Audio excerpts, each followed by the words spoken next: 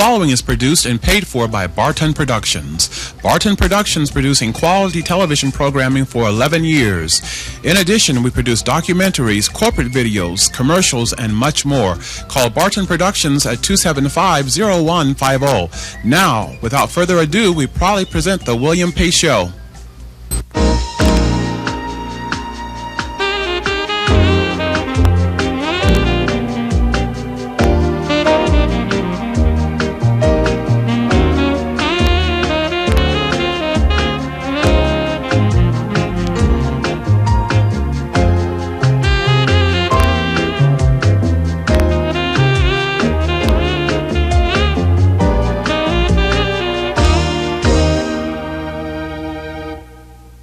Good evening, I'm William Pace. Thanks so much for tuning us in tonight. My guest is Don Black, publisher and editor of the Dayton Weekly News. Thank you so much for coming on. My pleasure, Bill.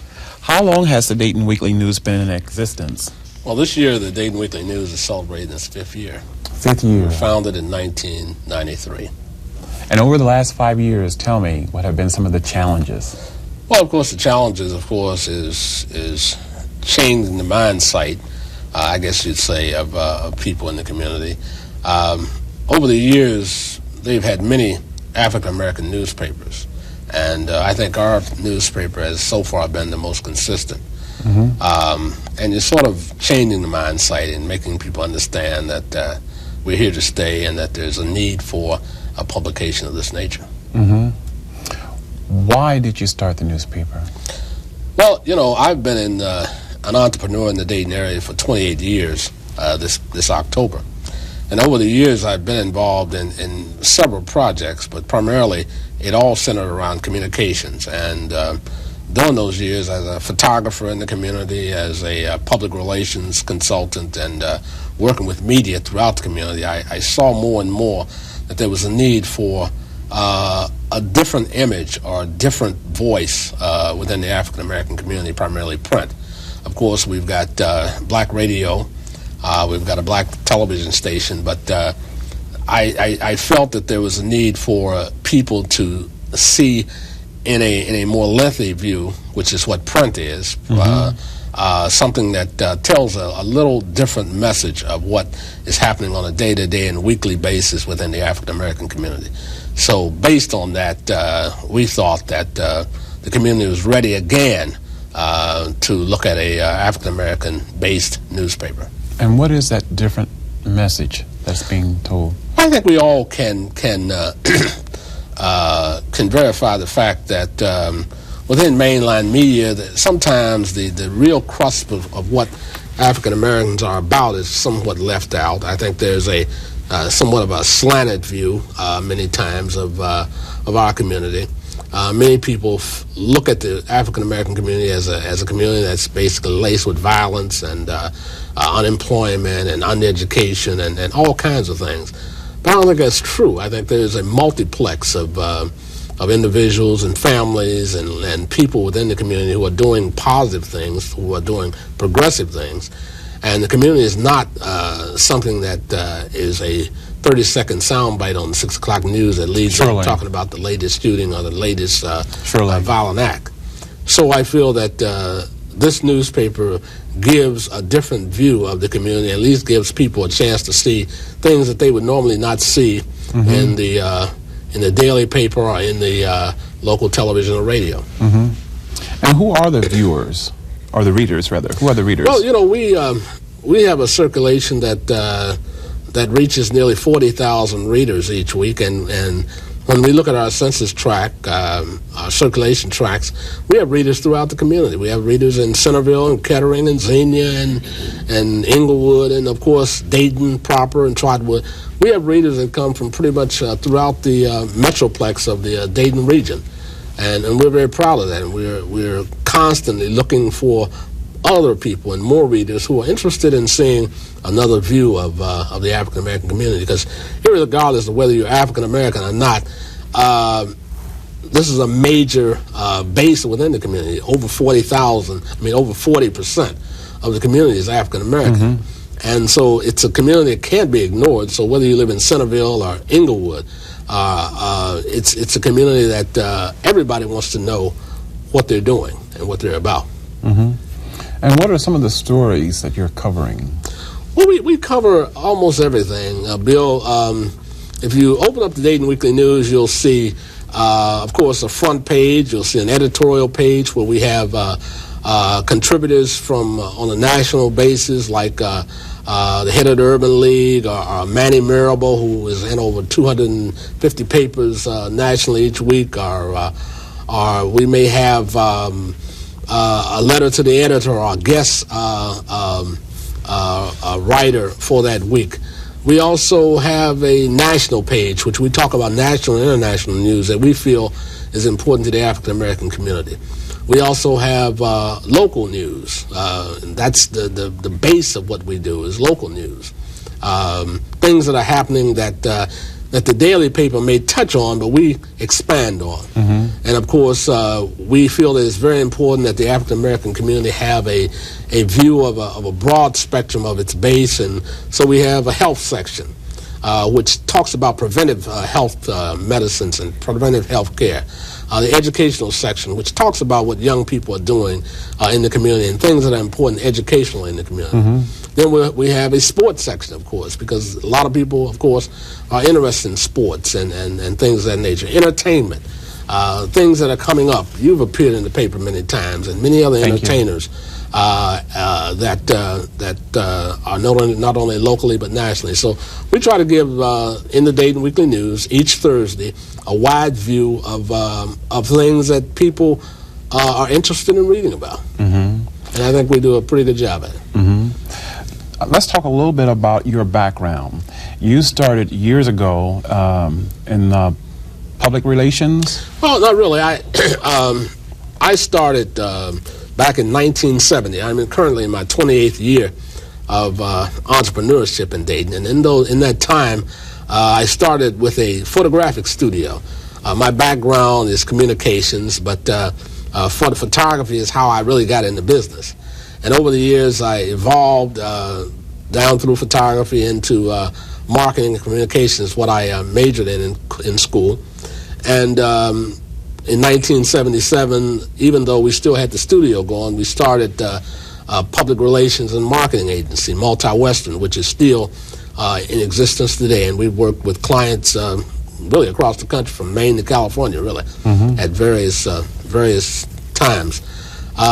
So in 1993, as an extension of that, we saw the need that this community needed a newspaper that would lend itself toward the view of the African American community, and the MWC Publishing was founded at that time, which is the parent company to the Dayton Weekly News. Mm-hmm.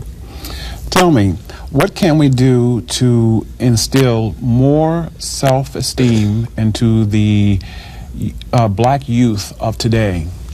Well, I think one of the things black youth need is role models. And when I say that, I don't say that very loosely, because I remember I've heard athletes talk in terms of the fact that they weren't necessarily role models, and it wasn't important for them to be role models.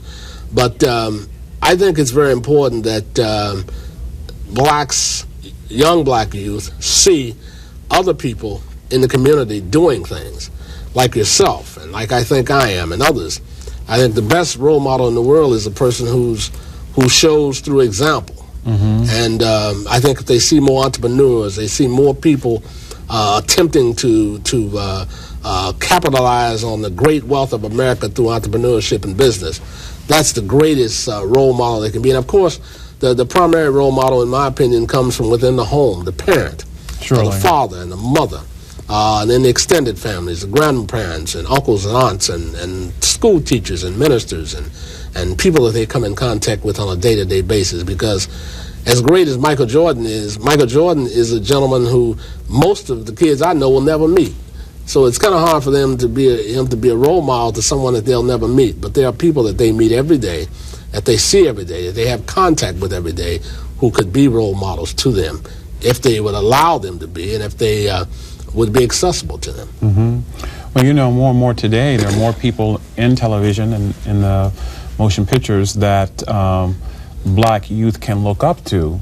I remember, you know, in my youth, there weren't a lot, but there were a few, but there are even more today. on every end. I mean, you know, in the media, you see there are not only people in front of the camera, but the people behind the camera directing and camera operators and engineers, as well as on-air personalities. There are blacks in just about every phase of media today, nationally, locally, regionally. So there are all kinds of, I have young people call me weekly, wanting to know how they can get into journalism and how they can get into the media. And I direct them in all kinds of different directions, many times to people that I know who are functioning in those various areas, because there are all kinds of ways to do things, but you have to sometimes know the buttons to push. And I think it's up to us as community people to help our young people find the buttons that they can push that will help them to do the things they need to do. Do you think that racism is alive and well in today's times?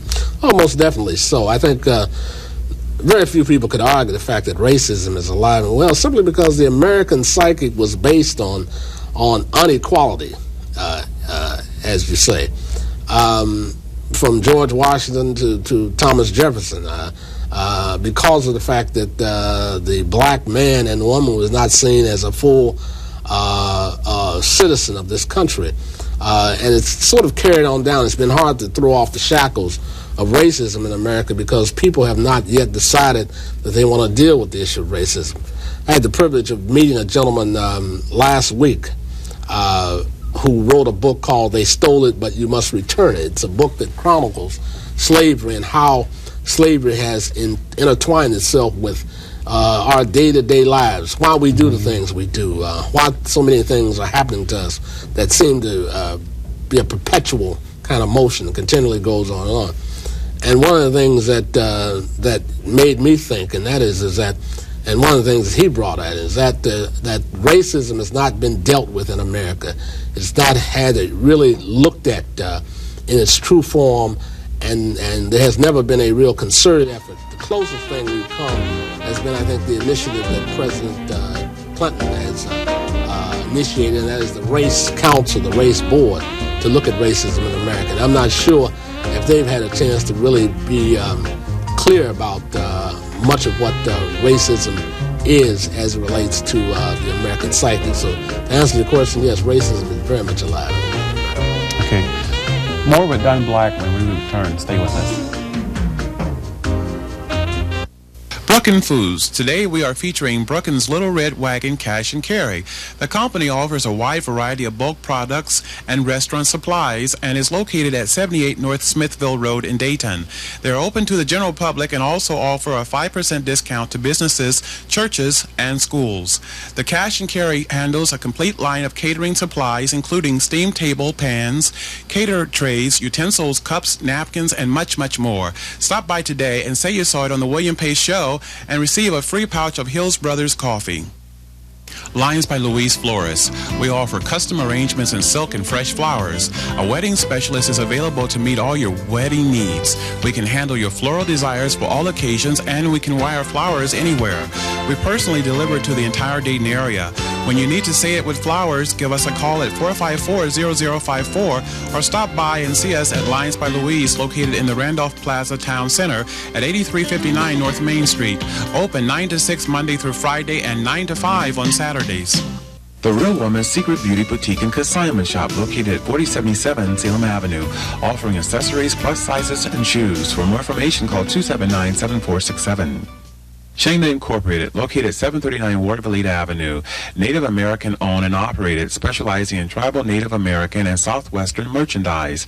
We have a wide assortment of silver jewelry, musical jewelry boxes, glowing reusable candles, books, Native and wildlife t-shirts, and musical instruments.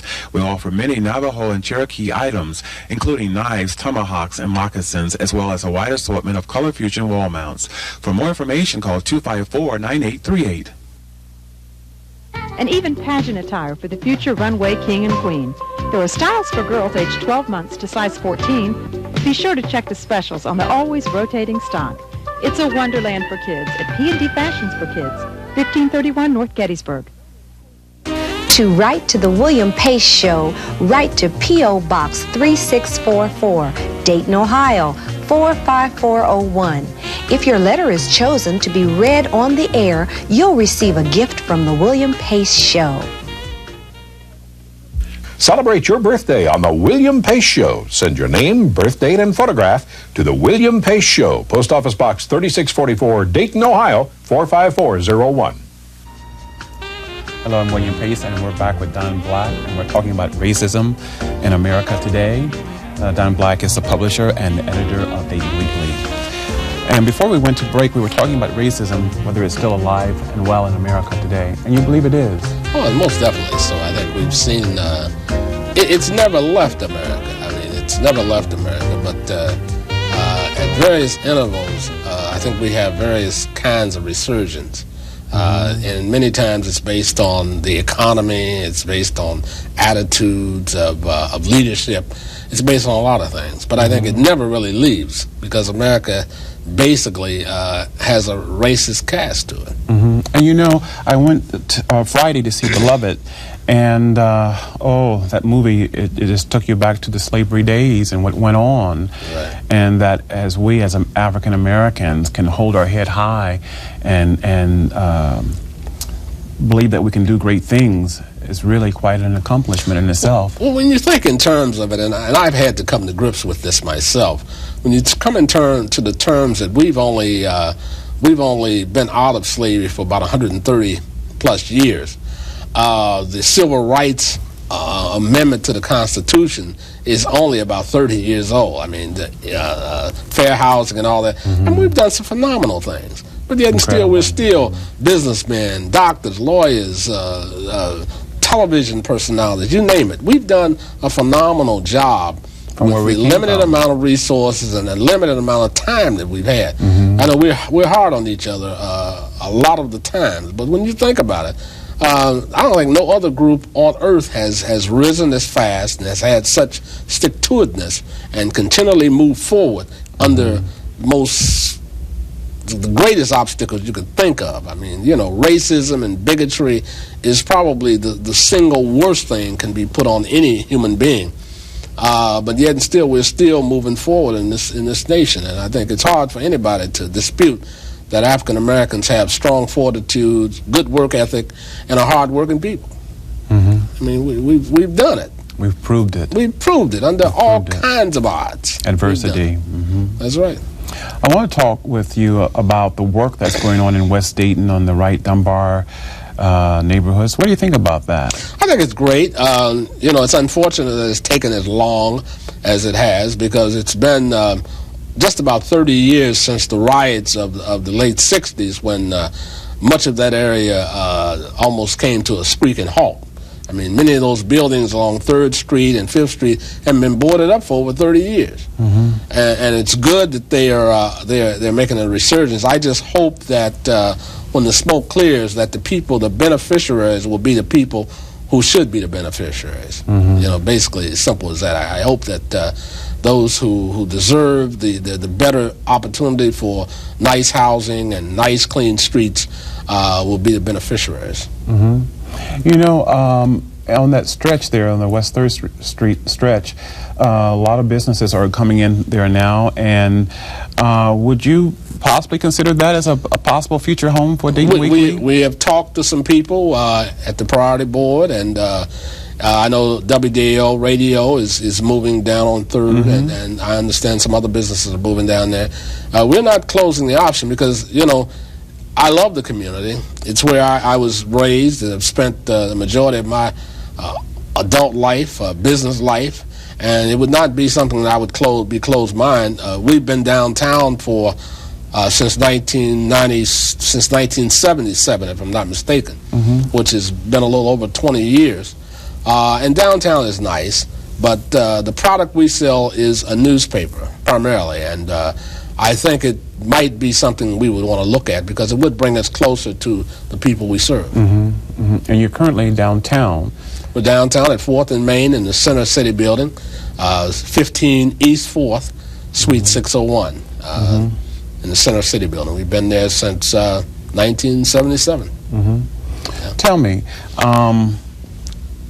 is it more difficult for a weekly newspaper to exist than a daily? Well, you know, a newspaper is a tough business anywhere you go. And, of course, it's all based on advertising, of course. In this market, there are about 15 or 20 newspapers, different newspapers, because every hamlet has a newspaper.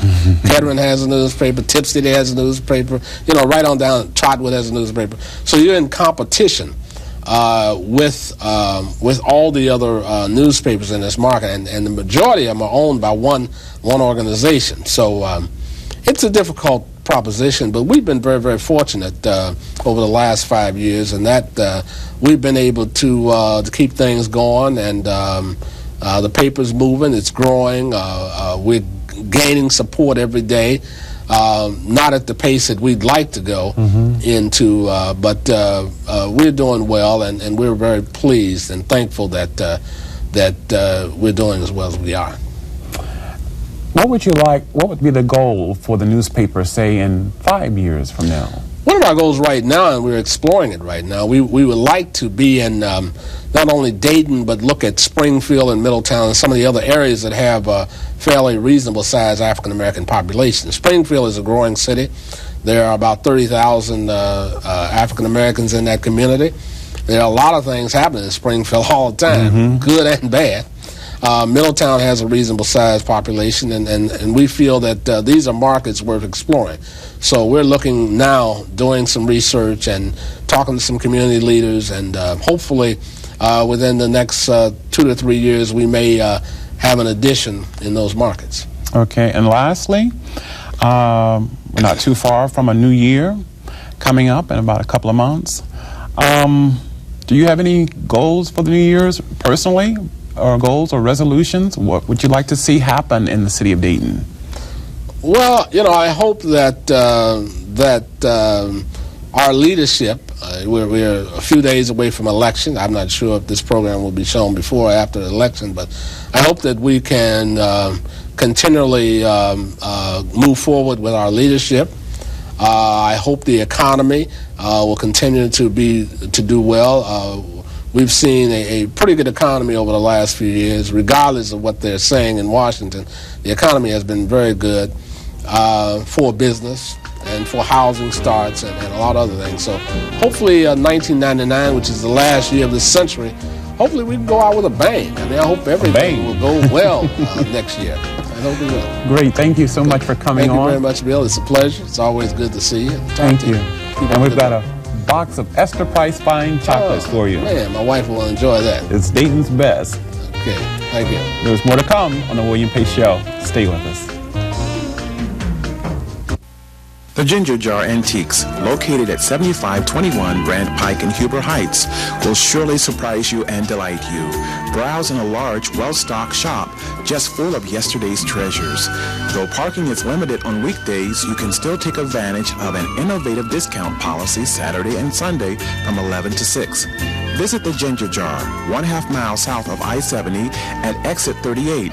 Don't say what's new. Ginger constantly recycles the old. Rich's Pawn Shop, serving Dayton for over 50 years. Easy loans on most anything of value. Rich's Pawn Shop is also known as Guitar City, located at 708 Waterville Avenue, open Monday through Saturday. For more information, call 254-7296. The Jewelry Doctor on 1391 East Stroop Road. Wedding sets, necklaces, bracelets. We specialize in custom design jewelry and repair. Can't find that unique piece anywhere else? With over 20 years experience, the Jewelry Doctor is your source for the unusual. We can custom design and make just about anything you can imagine. That's the Jewelry Doctor, 1391 East Stroop Road, next to Mama DeSalvo's, in the door with the Marines on it. Robin's Nest Daycare Center, your home away from home, located at 1995 Shiloh Springs Road in Trotwood. Robin's Nest offers daily meals, educational activities with experienced teachers, recreational activities, and much more. Open 6 a.m. to midnight Monday through Friday. Now accepting children 6 weeks through 12 years of age. We are also currently accepting applications for the publicly funded programs. Your children's future begins at Robin's Nest Daycare Center. For more information, call 837-7599. In this country, a burglary occurs every 9 seconds. What should peace of mind cost you? Absolutely nothing. Let the professionals of Protect Home Security protect your home. For less than $1 a day, you can have peace of mind. We offer free installation. To write to the William Pace Show, write to P.O. Box 3644, Dayton, Ohio 45401. If your letter is chosen to be read on the air, you'll receive a gift from the William Pace Show. Celebrate your birthday on the William Pace Show. Send your name, birth date, and photograph to the William Pace Show, Post Office Box 3644, Dayton, Ohio 45401.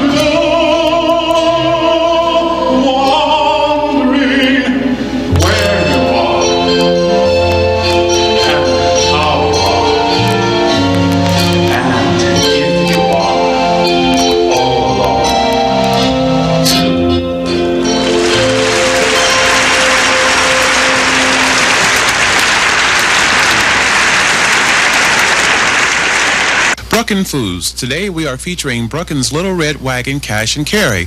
The company offers a wide variety of bulk products and restaurant supplies and is located at 78 North Smithville Road in Dayton. They're open to the general public and also offer a 5% discount to businesses, churches, and schools. The Cash and Carry handles a complete line of catering supplies including steam table, pans, cater trays, utensils, cups, napkins, and much, much more. Stop by today and say you saw it on the William Pace Show and receive a free pouch of Hills Brothers coffee. Lines by Louise Flores. We offer custom arrangements in silk and fresh flowers. A wedding specialist is available to meet all your wedding needs. We can handle your floral desires for all occasions, and we can wire flowers anywhere. We personally deliver to the entire Dayton area. When you need to say it with flowers, give us a call at 454-0054 or stop by and see us at Lines by Louise, located in the Randolph Plaza Town Center at 8359 North Main Street. Open 9 to 6 Monday through Friday and 9 to 5 on Saturdays. The Real Woman's Secret Beauty Boutique and Consignment Shop, located at 4077 Salem Avenue, offering accessories, plus sizes, and shoes. For more information, call 279-7467. Shangda Incorporated, located at 739 Waterville Avenue, Native American owned and operated, specializing in tribal Native American and Southwestern merchandise. We have a wide assortment of silver jewelry, musical jewelry boxes, glowing reusable candles, books, native and wildlife t-shirts, and musical instruments. We offer many Navajo and Cherokee items, including knives, tomahawks, and moccasins, as well as a wide assortment of color fusion wall mounts. For more information, call 254-9838. And even pageant attire for the future runway king and queen. There are styles for girls aged 12 months to size 14. Be sure to check the specials on the always rotating stock. It's a wonderland for kids at P&D Fashions for Kids, 1531 North Gettysburg.